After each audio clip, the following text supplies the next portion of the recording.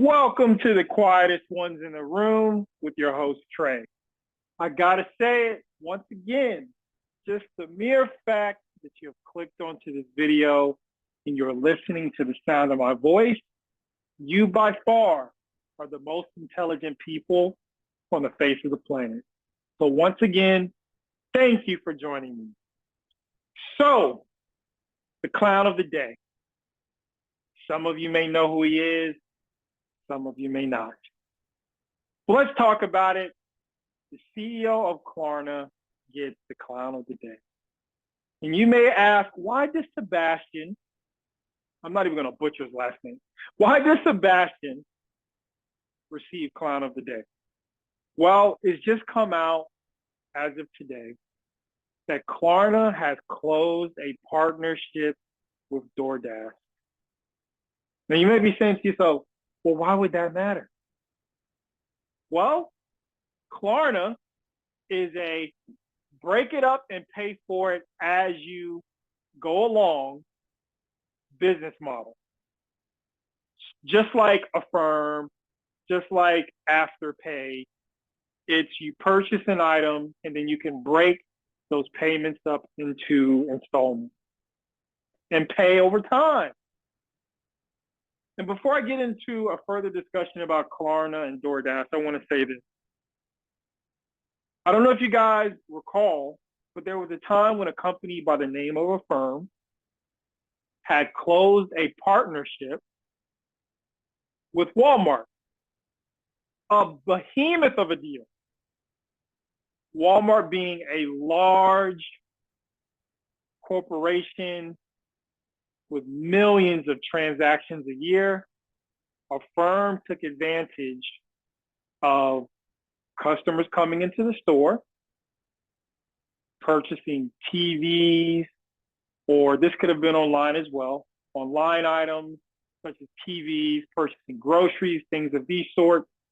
And if you were a consumer and you qualified, you were able to break up your purchases into payments. And this was seen as a win. This was seen as a big deal. But as of recent, Affirm got knocked out of its apple cart and has been replaced by Klarna.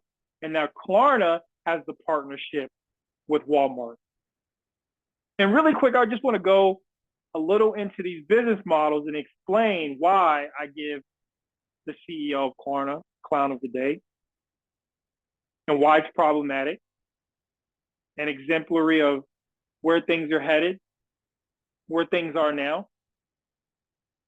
So let's not forget COVID. This will help contextualize everything. Let's not forget COVID when the Federal Reserve was printing tons of money. People were getting stimulus checks. Companies were getting bailed out. People were taking PPP loans. The stock market was at an all-time high.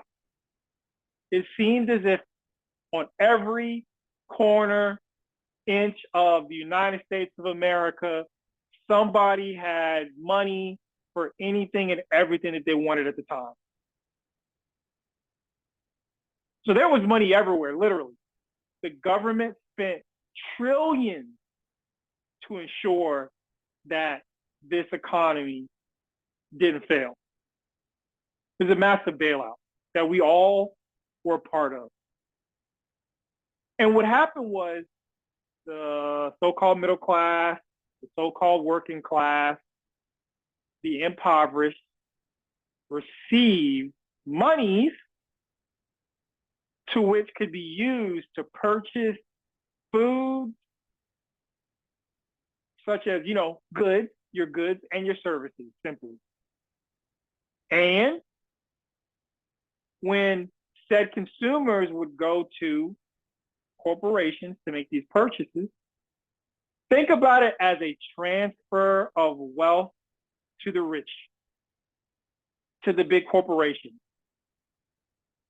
And after a time when people might have had a little bit of savings because they were getting things like stimulus checks, tax refunds, Home prices were skyrocketing. All these different things were taking place. People had some money to spend. Consumers were spending bread. But you see, a firm with its business model and taking advantage of consumers soon found out that that well runs dry. And therefore, the relationship that they had with Walmart, I expect that they had conversations about, hey, Walmart's saying to a firm, hey, the fees that we're being charged, they're too high. Can you guys come down? A firm being a company that is publicly traded on the stock market, hiring lots of people, has to do what's best for its investors, says, no, we can't come down on our fees. We have too much to lose if we do that. Our business model isn't sustainable if we charge you less, Walmart. Our technology won't allow for this. Our business model will not allow for this. That allows global Klarna, to step in to that relationship and charge Walmart less for the same type of business model. Now, here we are with DoorDash. And the interesting thing is, I don't know if you knew this, but consumer sentiment, the buying power of the average everyday person has been going down. And you might ask why, or you may already know. Loss of jobs, savings dwindling down because the cost of living has gone up, inflation, which the Federal Reserve just came out. Jerome Powell just said it's transitory, meaning temporary. Jerome Powell said the same thing about inflation during COVID, that it was transitory. And here we are with Klarna trying to get the final squeeze out of the average consumer. Take the savings account and you go buy your TV at Walmart, and now you can use Klarna. Take the money you don't have and purchase a DoorDash for a party of 10 to 20, of which you don't have, but you're trying to impress the people around you to live up to a standard that you should not be trying to live up to, because you want to impress people. And so Klarna is here to take the CEO of Klarna as a business model that is set up to take from you and provide said money to the rich who are invested into your large corporations like McDonald's, Wendy's, Chipotle, Starbucks, your grocery chain. Yeah, these are owned by and invested into by wealthy people. And Klarna is saying, when you order that expensive meal, you can break it up into easy payments to pay into the future for money you don't have right now. And you can't tell me that that makes any sense. And it's indicative of exactly what's going on in this country as it pertains to taking from the poor and giving to the rich. Now, you may not think about it that way because you enjoy your Wendy's. You enjoy your Chipotle. I get it. It's tasty. We love it. We do. We love it. We love Jersey Mike's. We love it. I know you get your stuff the Mike's way. And now Klarna is there to save the day. When you have a party, a Super Bowl party, an NBA Finals party, a March Madness. And this is exactly the perfect time because it is March. And college students seen that Klarna button on their DoorDash, we'll just go tap, tap, tap, tap, tap, tap, and pay it later. So let me slow down and say, see, okay, I'll go way back. I remember being a child, and me and my family, we used to go to a place. It's going to show my age a little bit. We used to go to a place by the name of Kmart. Kmart was a phenomenal establishment. It was Target before Target to me. You could go in there, you could get shoes, you could get clothes, you could get food, you could get furniture, you could get everything you needed in that Kmart, much like Walmart. And I remember Christmas time would come and you'd see a bike and you'd see all these different things that you wanted, a Power Wheel, the first electric vehicle. Remember the Power Wheel? That was the first electric vehicle. Not all this shit you see nowadays. That's where we get the idea of electric vehicles from, Power Wheel. But anyway, you'd see all that stuff and your parents would say, oh, we could put it on layaway. Layaway was a thing back then. You could go to Sears and do it, JCPenney's.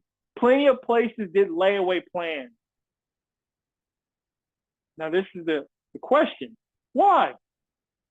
Because you had consumers that even though they didn't have it at the time, had jobs where they could pay on the item and they could get them once the items had been paid off. That was the old model. You pay into it, and then eventually, once it's all paid off, you get the item. But you know what that set those companies up for? It set them up for failure, and places like Kmart have since gone bankrupt. See, it's because when consumers have strength, everybody wins.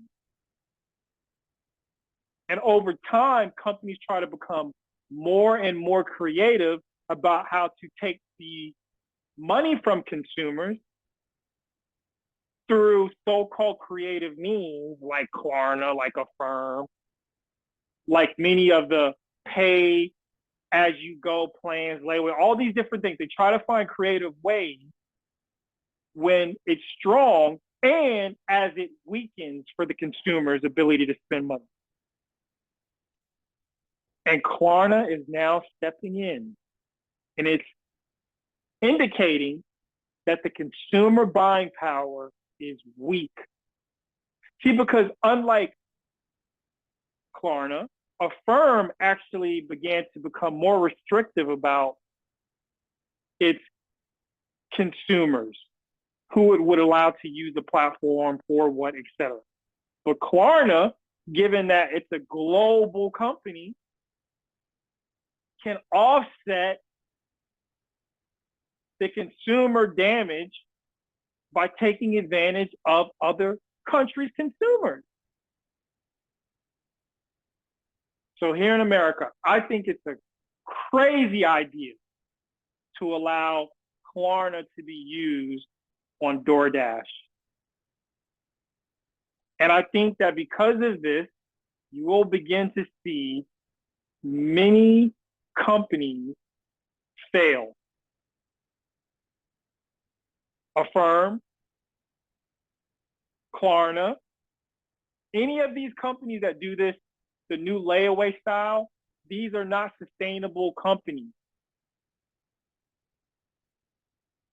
These are companies that ride off the back of strong consumers into weak consumers, and another player eventually comes along who can figure out how to do it bigger and better.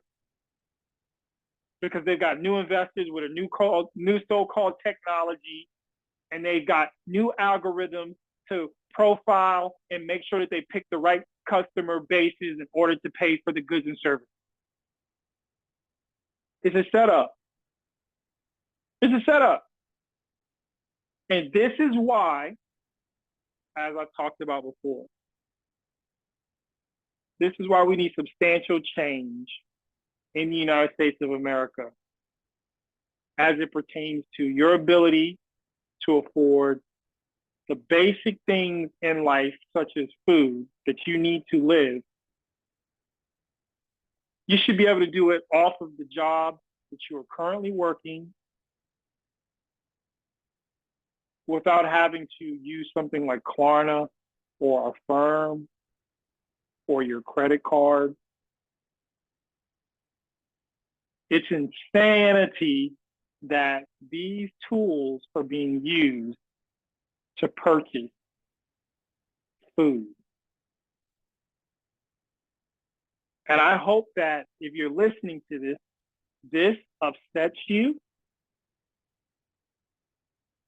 to take action as it pertains to taking seriously who you desire in your local, your state, and your federal to make changes to things that benefit you in your day-to-day life, especially if you have a family. And isn't it interesting, even with Donald Trump and Elon and Doge, that's not what it's about. It's not about the government ensuring that food